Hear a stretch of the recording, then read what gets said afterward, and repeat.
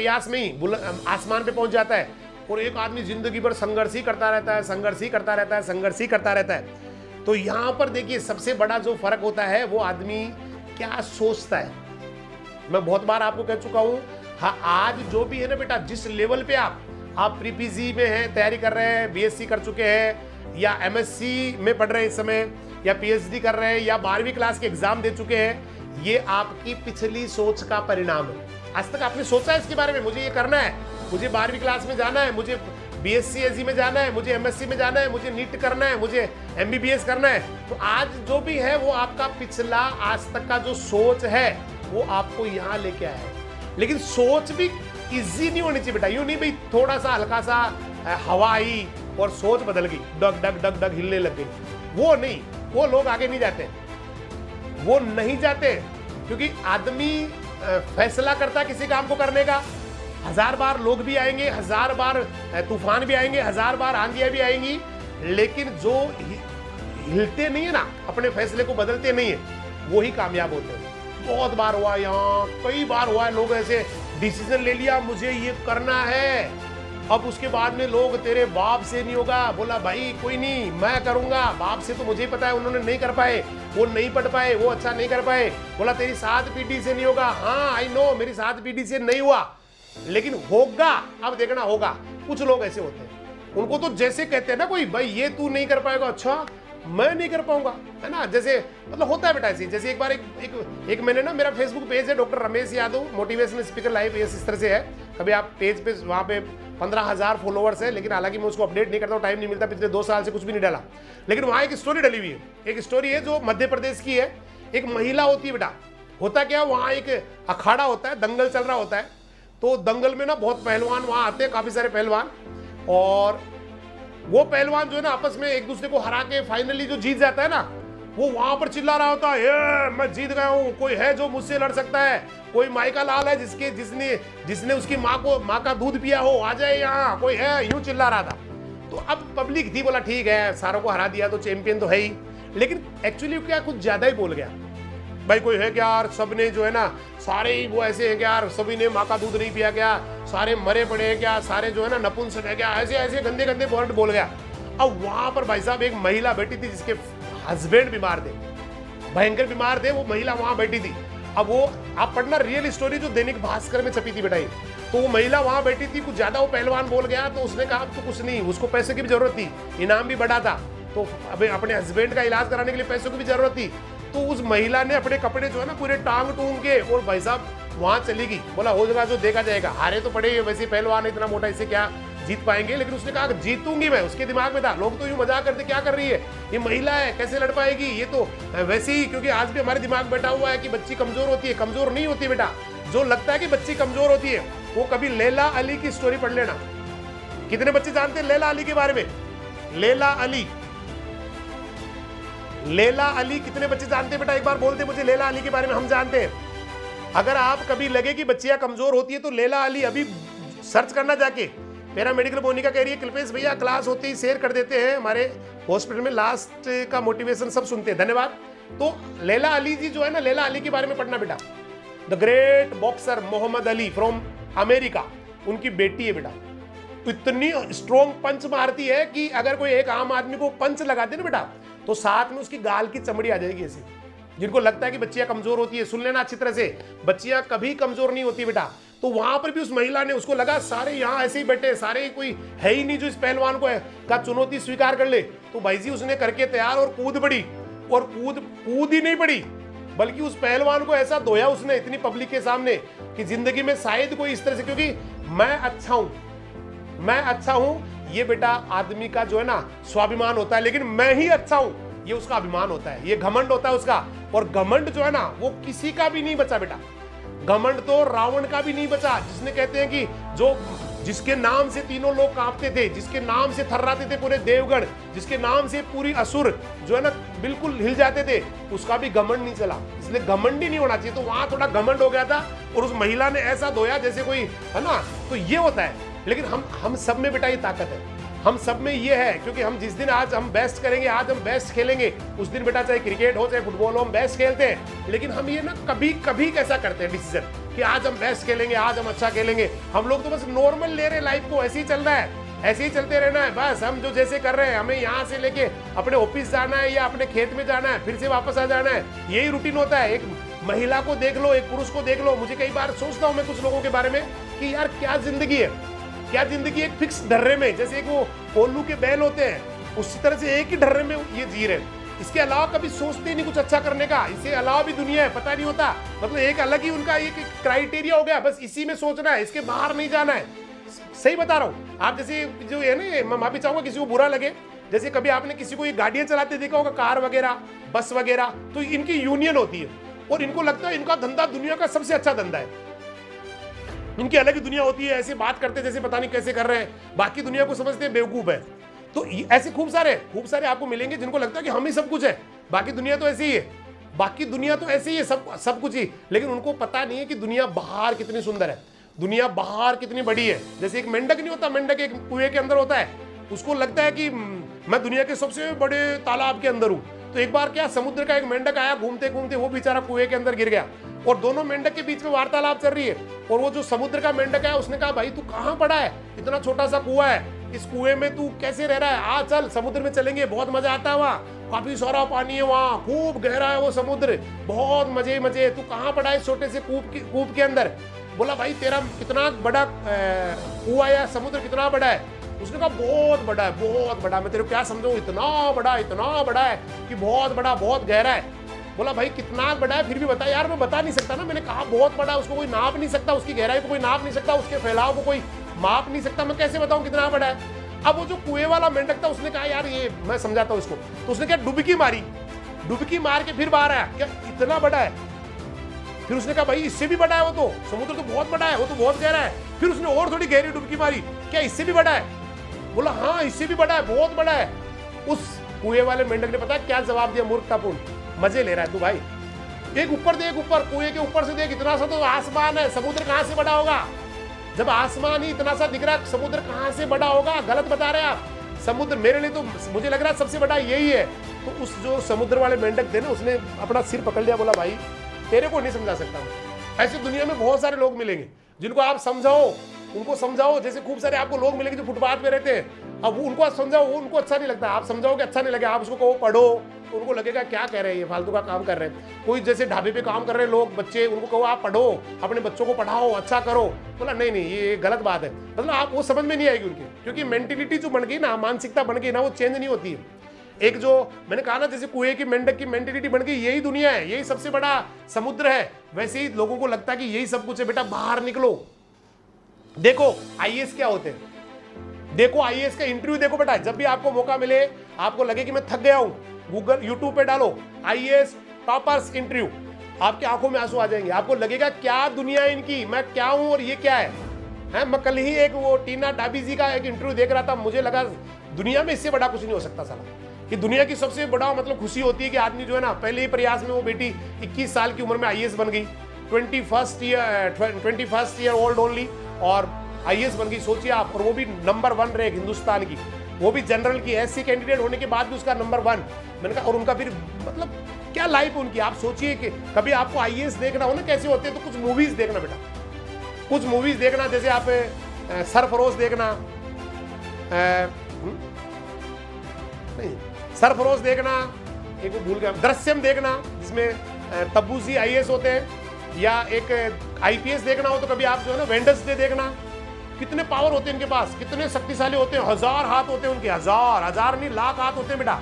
जब वो इधर से इधर हाथ करते हैं तो पूरा जो प्रशासन है वो इधर से इधर आके खड़ा हो जाता है, बहुत पावरफुल होते हैं। लेकिन वो तब बनता है ना आदमी जब वो देखता है, उसको लगता है यही दुनिया है, जहां मैं रह रहा हूँ ये बेस्ट है, मेरे आसपास में जो नौकरियां लग रही है खूब बड़ी नौकरी है ये, बोला जी फलाना जी ये बन गए। मैं नौकरी को छोटी बड़ी नहीं बता रहा हूँ बेटा, लेकिन कभी कभी हमें लगता है कि ये सही है ये, क्योंकि आज भी हमारे गाँव में पता है मेंटेलिटी क्या है, भाई सरकारी नौकरी लग जा, भाई सरकारी नौकरी लग जा, चाहे तू यही बन जा, 4th क्लास में लग जा, 3rd क्लास में लग जा, ये लग जा वो लग जा, उनको लगता है यही। और फिर लोग डिसाइड ही वही कर लेते कि मुझे यही बनना है। देखिए जो डिसाइड करता है ना, उससे ऊपर कभी किसी को नहीं मिलता है बेटा। एक आदमी जो डिसाइड करता है कि मुझे 50,000 रुपए पर मंथ कमाना है बिजनेस करके, नौकरी से, कैसे भी, वो कभी भी 60,000 नहीं कमाता बेटा। एक आदमी डिसाइड करता है कि नहीं मुझे ना 10 लाख रुपए पर मंथ कमाना है, तो वो कभी भी 15 लाख नहीं कमाते हैं।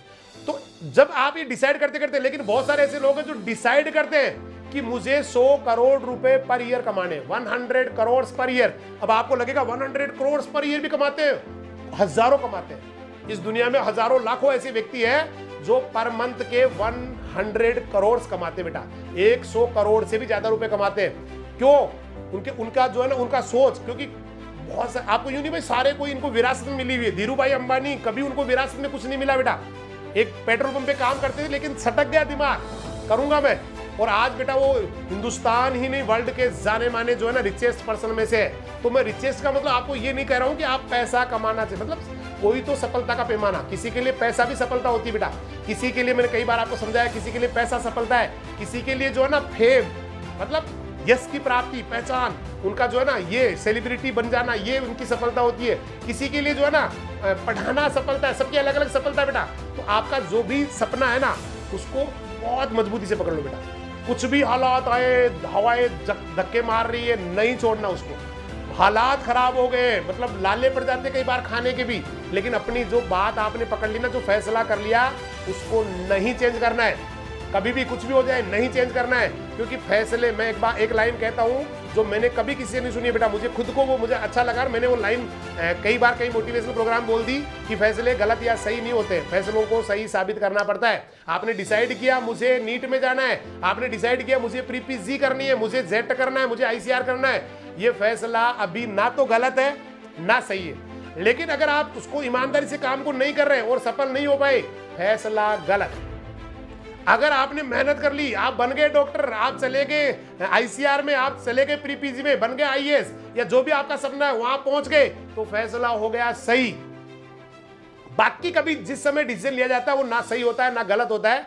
इसलिए बेटा कुछ भी आ जाए, कितना ही बड़ा तूफान, आपको नहीं हिलाना चाहिए, आपको बिल्कुल भी नहीं हिलाना। आपको अपने पद से तनिक भी, मैं कह रहा हूं 1000 आदमी आके आपको धक्का मारे तो भी आप अपनी जगह से नहीं हिलेंगे, क्योंकि फैसला कर लिया आपने, और ये फैसला मैं सही साबित करके ही छोड़ूंगा। कभी भी किसी भी सूरत में कुछ भी हो जाए, मुझे ये करना है, मेरे अंदर का जो है ना ये जमीर है, मुझे ये मेरा जो दिल है वो ये कह रहा है, मेरा माइंड भी ये चीज मान रहा है, तो आप बेटा रियल में उसको कर जाएंगे, क्योंकि सब कुछ आपके अंदर है, कहीं नहीं जाना, कोई ईश्वर आपके लिए आने वाले नहीं है, सारी जंग आपको जीतनी है। दुनिया आपको जो है ना, दुनिया में बार बार कहता हूँ, दुनिया आपके सामने बहुत कमजोर है, अगर आप अपने पावर्स को पहचान ले और जो भी चाहेंगे वो ही कर जाएंगे, जो भी आपके सपने हैं वो ही पा जाएंगे। लेकिन बेटा फिर मैं कह रहा हूँ, फैसला मत बदलना, ले लिया तो ले लिया, पहले सोचना था लेने से पहले।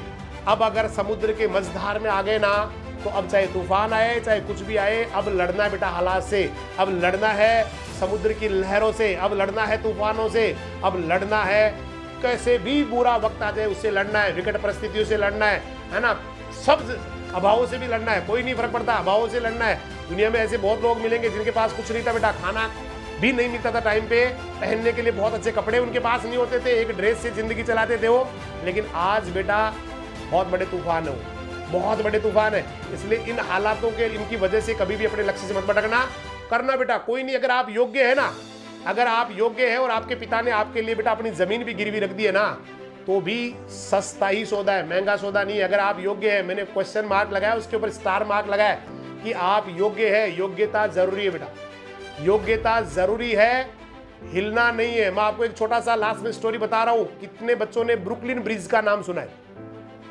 ब्रुकलिन ब्रिज, काफी सारे स्टूडेंट्स ने ब्रुकलिन ब्रिज का नाम सुना होगा। अमेरिका में न्यूयॉर्क को एक 3 माइल आइलैंड बेटा, 3 माइल आइलैंड और न्यूयॉर्क, यहां इन दोनों के बीच में एक पुल बना हुआ है जो 1860 में शुरू हुआ था, 1859 या 1860 में हुआ था एग्जैक्टली, और 1893-94 में वो बना था, ऐसा कुछ था, 10, 12, 13 साल लगे थे। थोड़ा ईयर हो सकता है ऊपर नीचे हो, सॉरी बोलूंगा मैं आपको, क्योंकि काफी टाइम पहले मैंने इसके बारे में पढ़ा था।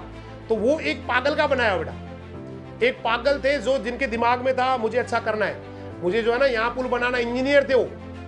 आप सोचिए कितना बुरा किसी आदमी के साथ हो सकता है। तो एक इंजीनियर जिनके दिमाग में आ गया मुझे पुल बनाना है। अब समुद्र में पुल बनाने की बातें उस जमाने में एक कल्पना हुआ करती थी बेटा, उस जमाने में केवल एक लोगों के लिए आश्चर्य वाली या यूं कहे कि बेवकूफी भरी बात होती थी। तो उन्होंने कहा मुझे पुल बनाना है न्यूयॉर्क एंड 3 माइल आइलैंड के बीच में। तो अब सबको जब उन्होंने कहा, किसी को कहा जी पुल बनाऊंगा 3 किलोमीटर या 2 किलोमीटर जितना भी समुद्र है वहां पर पुल बनाऊंगा, ताकि लोग 3 माइल आइलैंड से न्यूयॉर्क आ जाए आराम से, न्यूयॉर्क से 3 माइल आइलैंड चले जाए। तो अब जब ये उस समय बेतुकी बात थी, बेतुकी बात होती है बेटा, किसी भी काम को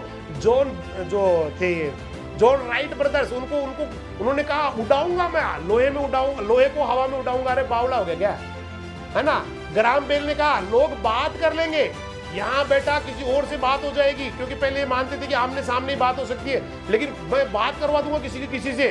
बोला बावला है क्या। तो ये जो बावला है क्या, बावला है क्या, बावला है क्या, जिन्होंने सुना ना और फिर उसका असर अपने दिमाग पे इतना पॉजिटिव कर लिया, हाँ मैं बावला हूँ जी, मैं पागल हूँ जी, मैं तो बेवकूफ हूँ जी, लेकिन मैं तो आपको करके दिखा दूंगा एक। और वो लोग बेटा आज कर गए। तो 3 माइल आइलैंड और न्यूयॉर्क के बीच में समुद्र था और वहां पर पुल बनाने की कल्पना एक व्यक्ति ने की। लोगों ने, दुनिया ने मजाक उड़ाई, बार बार निवेदन किया भाई साहब छोड़ दीजिए इसको, ये आपके बस की बात नहीं है, ये हो नहीं सकता। उन्होंने कहा भाई करेंगे ना। पूरी दुनिया उसके फैसले के खिलाफ थी, केवल एक व्यक्ति था जो उसके फैसले का समर्थन कर रहा था, और वो उनका बेटा था वाशिंगटन। उन्होंने कहा बापू हो जाएगा ना। वो भी इंजीनियर थे, बेटा भी इंजीनियर था, बापू भी इंजीनियर थे, और दोनों ने कुछ इंजीनियर्स की भर्ती की, कुछ कारीगरों को भर्ती किया, मतलब मेसन्स वगैरह लिए, लेबर ली और काम चालू कर दिया। काम चालू कर दिया। लोगों ने फिर कहा बेवकूफ है क्या, ऐसा हो नहीं सकता। बोला भाई शुरू कर दिया ना, अब तो करेंगे, अभी तो फैसला ले लिया ना, तो उसको साबित करके दिखाएंगे। अब ऐसे ही करते रहते कुछ दिनों बाद में एक बहुत बड़ी घटना होती है। एक ऊपर से कोई एक एक्सीडेंट हो जाता है, ऊपर से कोई चीज गिरती है और सीधे जिन्होंने मैं पुल बनाऊंगा उनके सिर पे वहां लगती है, और वो वहीं के वहीं ऑन द स्पॉट ही खत्म हो जाते हैं। अब लोगों ने कहा, हमने तो पहले कहा था क्यों बेवकूफ़ी भरा काम कर रहे हो, दुनिया नहीं चाहती, प्रकृति नहीं चाहती कि आप ऐसा काम करें।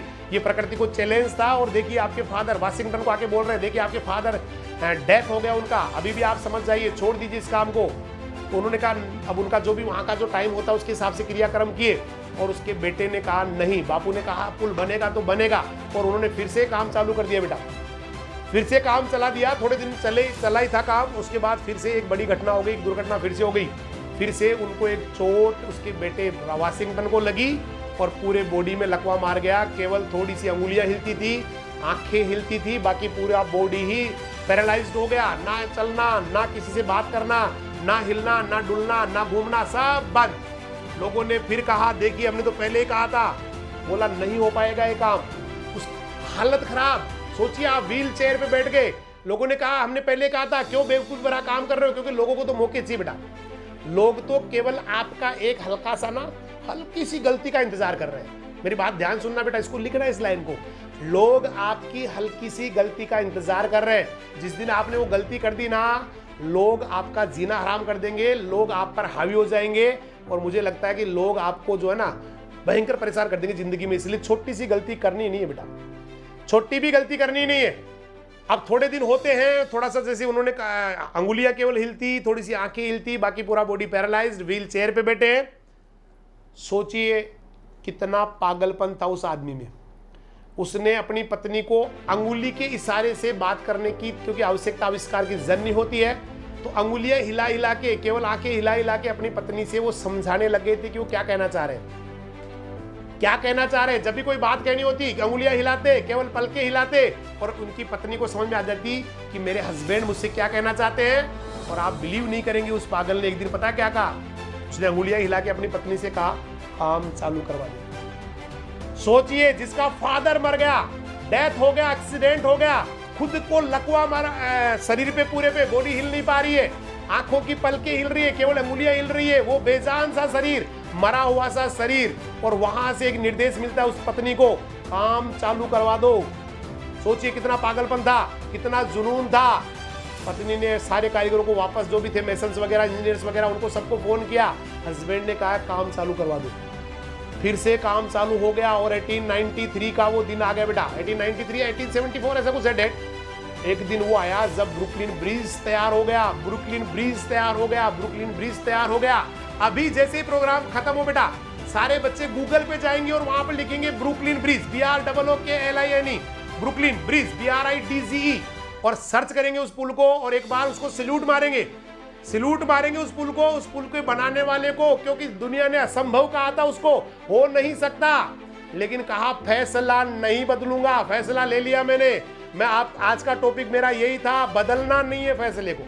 हल्की फुल्की आंधी में बदलने वाले लोग कभी कामयाब नहीं होते बेटा। हल्की फुल्की हवा में रास्ता बदलने वाले कभी कामयाब नहीं होते। लेकिन जो लेके बैठ जाते हैं ना, जो जिद्द आ जाती है, जिसको जिद्दी बन जाता है, पागल हो जाता है अपने काम के प्रति, उसको लगता है सारी दुनिया कुछ भी कर ले, मैं ये काम करके दिखाऊंगा, वो लोग बेटा जिंदगी में कामयाब हो जाते हैं। तो सब कुछ आपके अंदर है, किसी चमत्कार की उम्मीद मत करना। चमत्कार होते हैं इस दुनिया में, लेकिन अपने आप नहीं होते बेटा, करने पड़ते हैं। तो चमत्कार आपको करने हैं, अच्छा करते रहो। फैसला ले लिया तो उसको बदलना नहीं है। जिंदगी में आगे बढ़ते रहो, हमेशा पॉजिटिव सृजनात्मक करते रहो, क्रिएटिविटी। मैंने कहा आज एक चीज और सिखाई आपको, नेगेटिव कभी नहीं बनना बेटा लाइफ में। भले ही आप न्यूट्रल हो जाओ या फिर क्रिएटिव हो जाओ, लाइफ में होना चाहिए क्रिएटिव। लेकिन मान लो किसी को नहीं बनना क्रिएटिव, तो वो न्यूट्रल हो जाए, लेकिन नेगेटिव नहीं बेटा। किसी के बारे में गलत नहीं सोचना है, किसी के बारे में गलत बात नहीं करनी है, किसी के बारे में चाहे कोई कितना शत्रु हो, कितना ही आपको जो है ना शत्रुता आपसे पाले, कभी उसके बारे में गलत विचार नहीं रखने हैं। हमेशा आगे बढ़ते रहना है। जो लोग फेसबुक पे जुड़े हैं उनसे निवेदन करूंगा वो यूट्यूब पर आ जाए। यूट्यूब पे जिन्होंने चैनल को सब्सक्राइब किया वो नहीं किया है, राजधानी एजुकेशन ग्रुप पचकोड़िया को सब्सक्राइब कर ले और जुड़े रहे हमारे पास। डेली हम ऐसी बातें करते हैं लास्ट वाले टाइम पर, और अच्छा करते रहे बेटा, जिंदगी में अच्छा करते रहे, क्योंकि आप अच्छा करने के लिए आए। उस परमपिता ने जब आपको बनाया है तो दिमाग में एक चीज रही है उनके, बना रहा हूं दुनिया की सबसे बेस्ट क्रिएशन। आपके लिए उनके दिमाग में विचार है, बना रहा हूं दुनिया का सबसे बेस्ट क्रिएशन, धरती पे जाएगा, सफलता, अमन, चैन, प्यार दुनिया में फैलाएगा और आदर्श बनेगा, दुनिया के लिए सफल व्यक्ति बन के दिखाएगा। इसी सोच के साथ आपको दुनिया में भेजा गया है। तो उस परमपिता की बात को, अपने माता पिता की बात को, अपने गुरुजनों की बात को बेटा रख लीजिए। अच्छा करते रहिए, आगे बढ़ते रहिए। कल फिर से मिलने वाले हैं। धन्यवाद। जय हिंद, जय राजधानी, नमस्कार, सत श्री अकाल, सब्बा खैर, अल्लाह हाफिज, खुदा हाफिज, राम राम।